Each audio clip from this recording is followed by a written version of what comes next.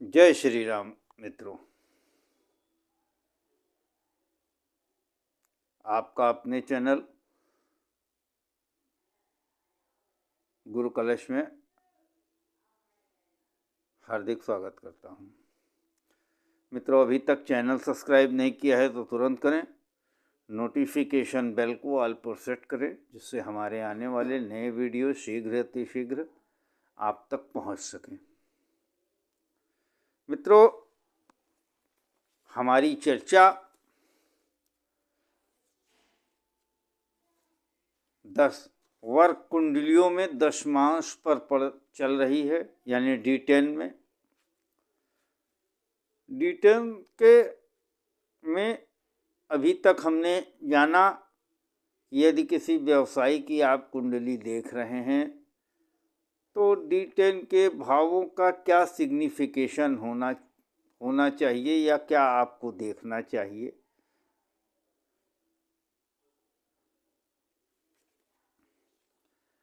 आज हमारी चर्चा, अगर हम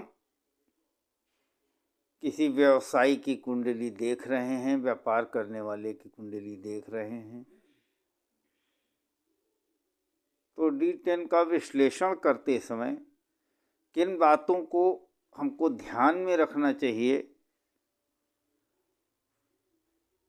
इसके ऊपर आज कुछ चर्चा है। इसमें कुछ बिंदु हैं जिनको आपको D10 का विश्लेषण करते समय जरूर ध्यान में रखना चाहिए।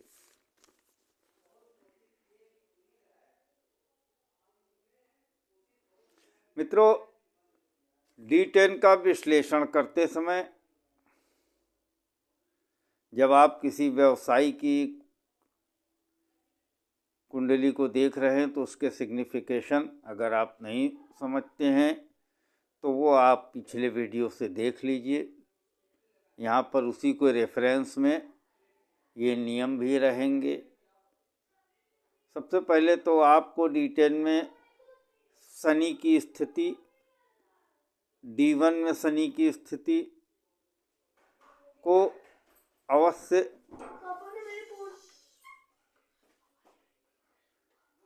देख लीजिए, जिससे कि ये निर्धारित हो सके कि व्यवसायी की कुंडली किस स्थिति में है, उसका शनि D1 में कैसा है, D10 में कैसा है। ये कार्य व्यवसाय में मिलने वाली सफलता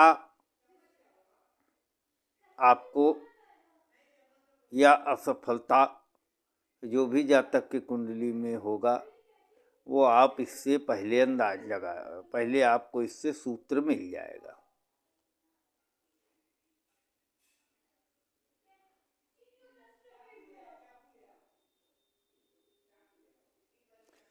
मित्रों, एक मोटा सूत्र यही आप मान के चलिए, D1 के शनि को आप देखिए। यदि शनि की स्थिति D1 से बेहतर D10 में हो गई है तो आप बिना खटके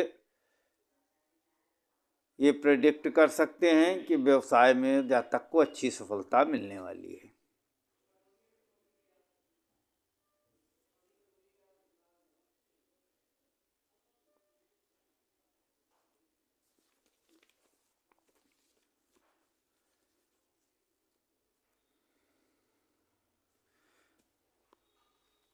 मित्रों, दूसरा बिंदु ये है,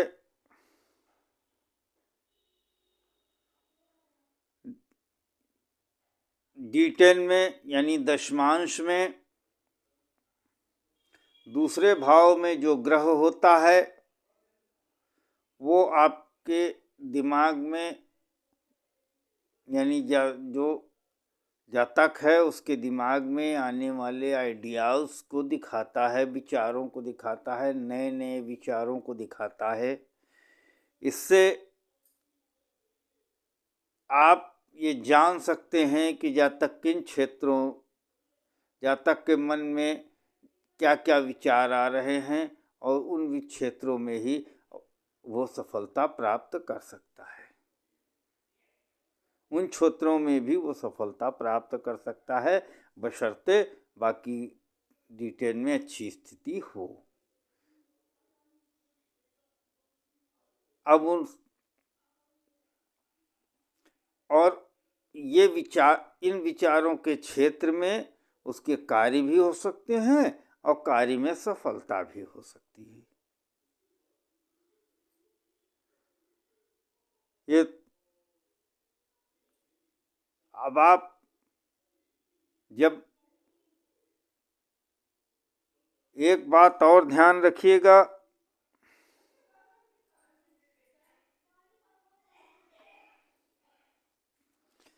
कि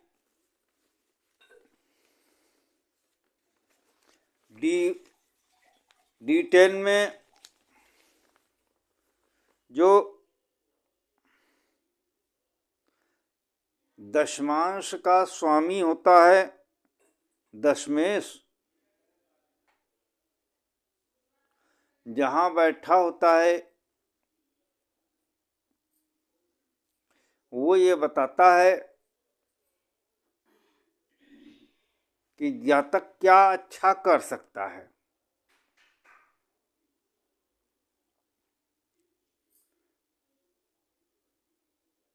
ये उसका व्यवसाय हो भी सकता है,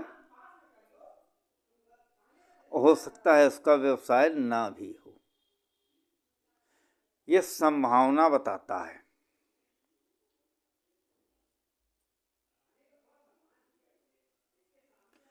मोटे मोटे कुछ महत्वपूर्ण बिंदु हैं जिनको आपको जरूर से जरूर ध्यान रखना चाहिए। ऐसे बिंदुओं में D10 के तीसरा भाव जो उपचय स्थान होता है,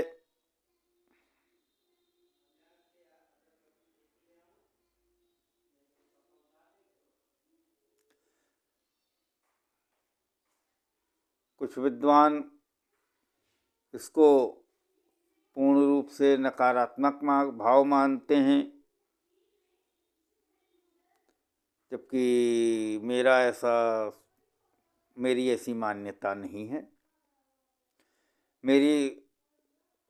मेरी राय में मैं ऐसा मानता हूँ कि इस भाव से व्यवसायी जो भी अपने लिखित कॉन्ट्रैक्ट करता है, व्यवसाय के संबंध में सहमति पत्र जितने वो लेता है, एजेंसी लेता है, उन सब के अंतर्गत की गई सभी कार्रवाई इसके अंतर्गत देखी जाती है।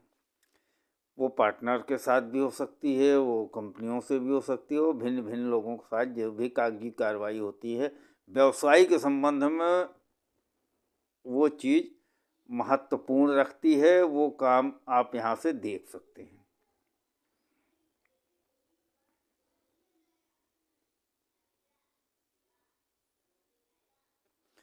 और एक बात आपको विशेष रूप से ध्यान रखना है, जब D10 के तीसरे भाव की चर्चा चल रही है तो यहाँ आप देख लीजिएगा D10 के तीसरे भाव में कौन ग्रह है, D10 के 11वें भाव में कौन ग्रह है।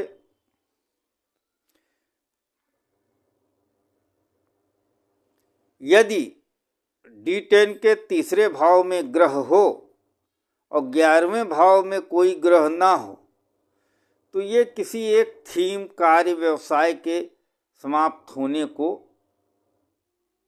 बताता है।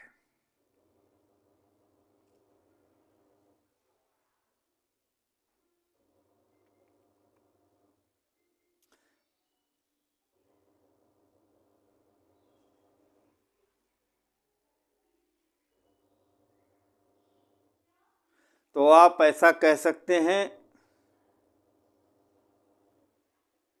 व्यवसाय के परिवर्तन के रूप में आप इसको प्रबल, ये व्यवसाय का परिवर्तन है कि जातक व्यवसाय का परिवर्तन करेगा, जय ग्रह होंगे तय बार करेगा।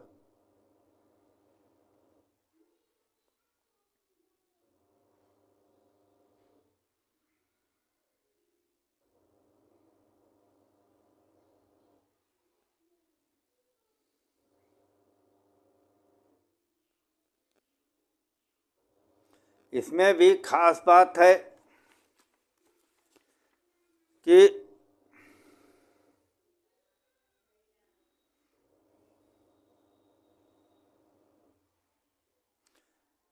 D10 में जो भी दशा आपकी जातक की चल रही है, उसका स्वामी यदि तीसरे भाव में गया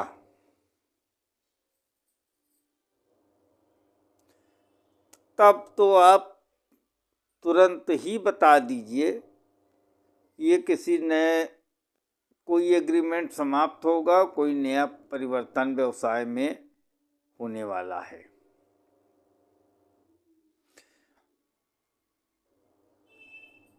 बाकी जो ग्रह वहाँ हैं उसके हिसाब से अंतर्दशा आप देख सकते हैं।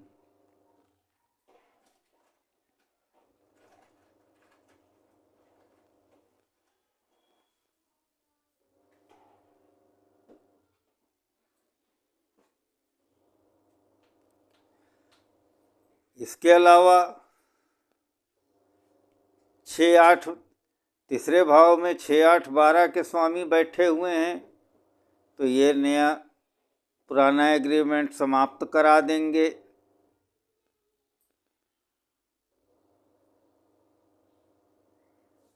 और 6-8-12 के अलावा कोई किसी भाव का से संबंधित ग्रह बैठा है तो वो नया काम शुरू करा देगा।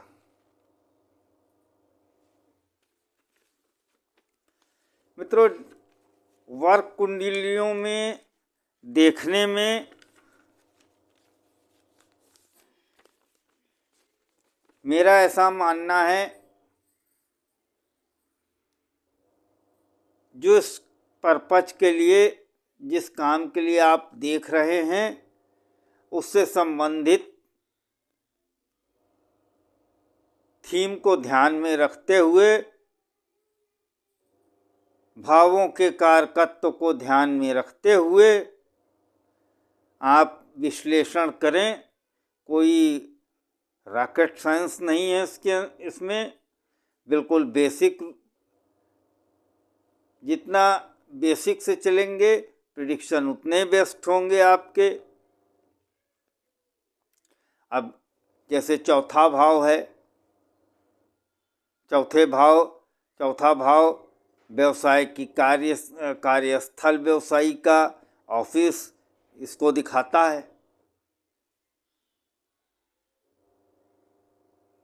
तो आप इसके संबंध में प्रिडिक्शन कर सकते हैं।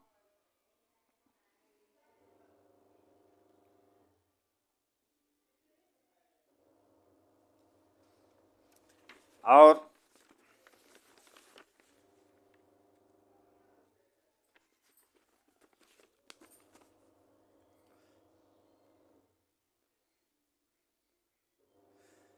मित्रों, एक बात आप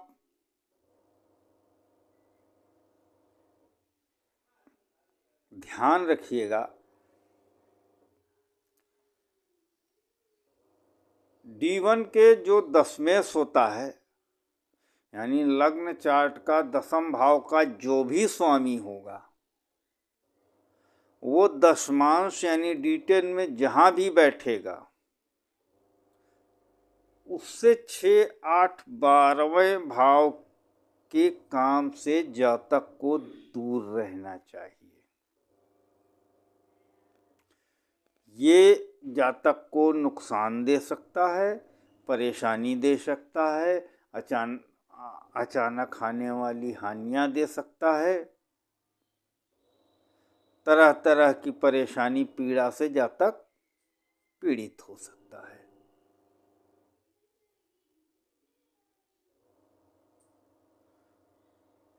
दूसरा भाव, जैसे इसके अलावा D1 के 10वें भाव का स्वामी यानी दशमेश आप D10 में देख लीजिए, उससे 6, 8, 12 भाव का काम नहीं कहिए, ना बताइए। उससे दूसरे भाव का जो भी ग्रह होगा वो भी मारक होगा, तो उसके भी काम को प्रेफरेंस ना दीजिए। ये दे भी तो तभी जब इसमें दिग्बली ग्रह हों, या दिग्बली ग्रह हों और भी स्थितियां अच्छी हों, तब तो जातक हानि के बावजूद अपने काम को करता रहेगा, लेकिन उतनी सफलता वो प्राप्त नहीं करेगा। ये एक सामान्य नियम मैं कुंडली विश्लेषण में ध्यान रखता हूँ, और मैंने अभी तक इसको सही परीक्षित किया है, सही पाया है। और जिन लोगों को मैंने बताया वो उनको लाभ, जो बताए हुए इसका ध्यान रख के मैंने जो बताया वो सफल रहा है। आप भी इसका प्रयोग कर सकते हैं। अब जैसे D1 में D9 में, D10 में सबका अलग अलग उपयोग है मित्रों। D1 तो बेसिक चार्ट है। D9 से भी आपको व्यवसाय की कार्य प्रकृति के विषय में बहुत सारी जानकारी मिल जाएगी। अब आप D10 जब देख रहे हैं, दूसरे भाव से जातक की आर्थिक स्थिति के विषय में आप जान लेते हैं। छठे भाव से जातक को ऋण मिलने की संभावना आप जान लेते हैं। तो इसको बहुत छोटी छोटी बेसिक चीज है जिसको ध्यान में रखिए। D10 के 9वें भाव में जो ग्रह बैठा होता है वो वैश्विक स्तर पर बड़े निवेश के द्वारा किए जाने वाले कार्य को बताता है।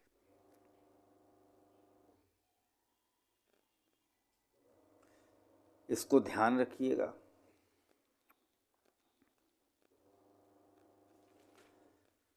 मित्रों,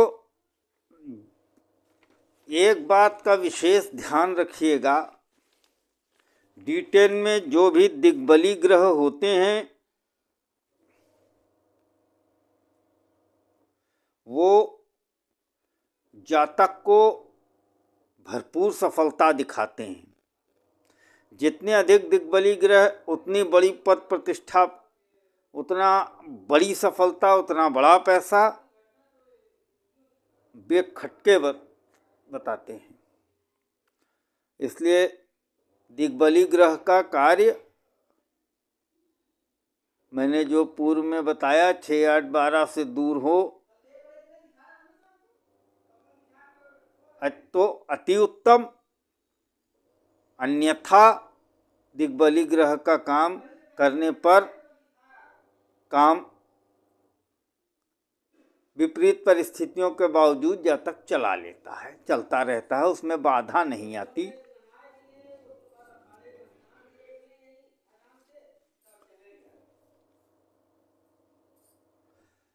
मित्रों, 7वां भाव जब आप देखिए तो 7वें भाव का जो भी कारकत्व है उससे संबंधित क्षेत्रों में आप बता सकते हैं।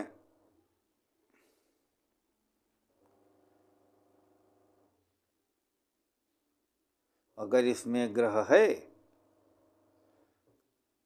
तो आप उससे संबंधित कार्यकर्ताओं को बता दीजिए। इसमें मनोरंजन है, टीवी है, ये सब यूट्यूब है, इस सब के लिए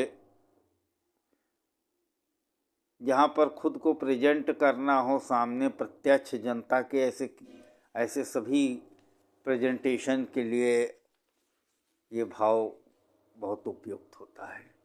तो ऐसे काम को बताते समय ध्यान रखिएगा इसका।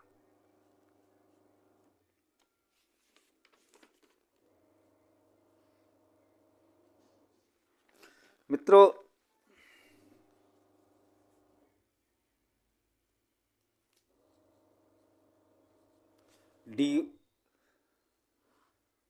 एक बात और ध्यान रखिएगा, वर्क कुंडली के विश्लेषण में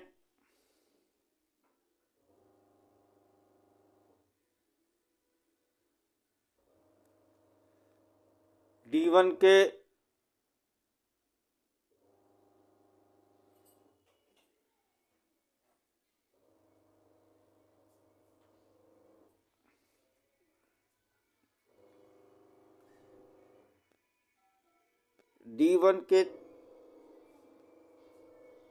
जो D10 का अब यहाँ हम देख रहे हैं, D10 के लग्न को देखिए और उसको ले जाकर आप D1 में देखिए।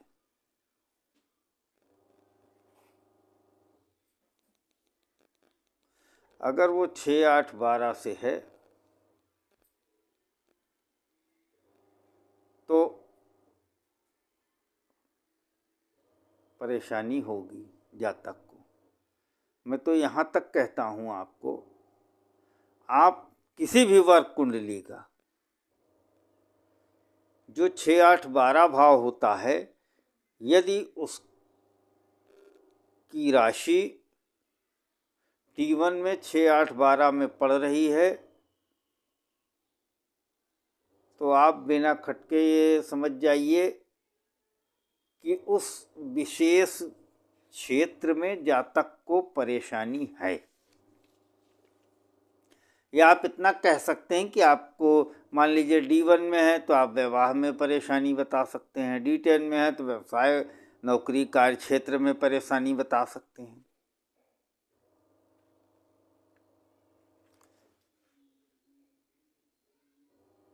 सूर्य से काफ़ी चीज़ें आपको देखने को, जानने को मिल जाती हैं। मित्रों, सूर्य जहाँ पर भी है, सूर्य राजा होता है। राजा किसी के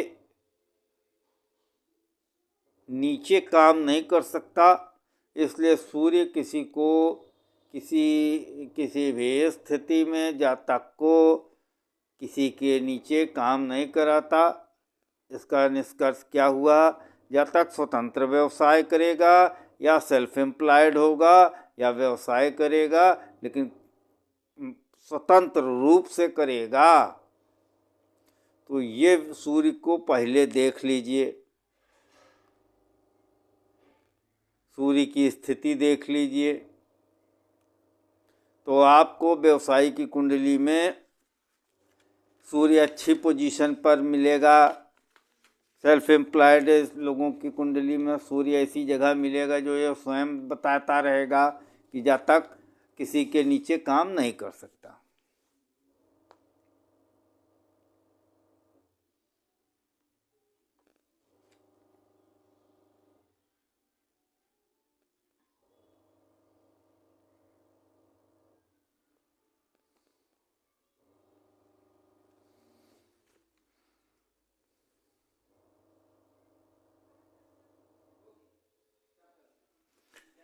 और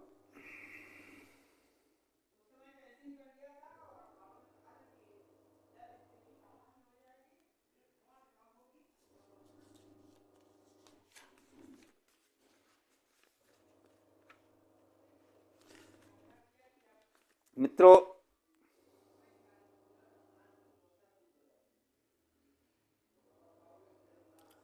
कोई भी ग्रह जो D1 में, D10 में ग्रह मजबूत है, दशमांश में ग्रह मजबूत है, स्वराशि है, उच्च राशि का है,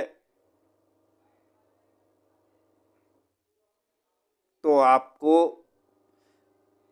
आपके कार्यक्षेत्र व्यवसाय में प्रतिष्ठा दिलाता है, आपका सम्मान कराता है। अगर वही ग्रह नीच का हो जाता है तो आपको धन दिलाता है, ऐसा शास्त्रों का मत है।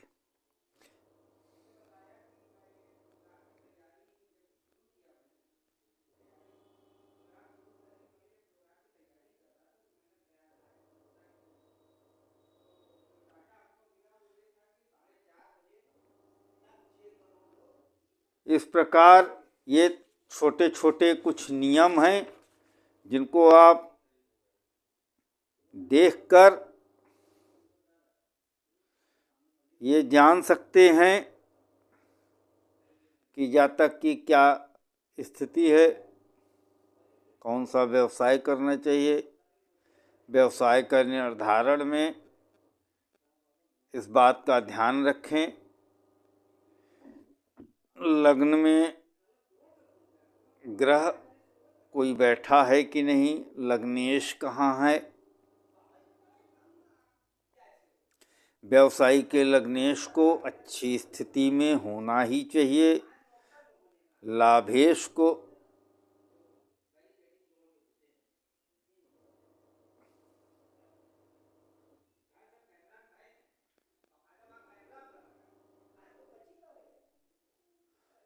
इसके विषय में ध्यान रखिए।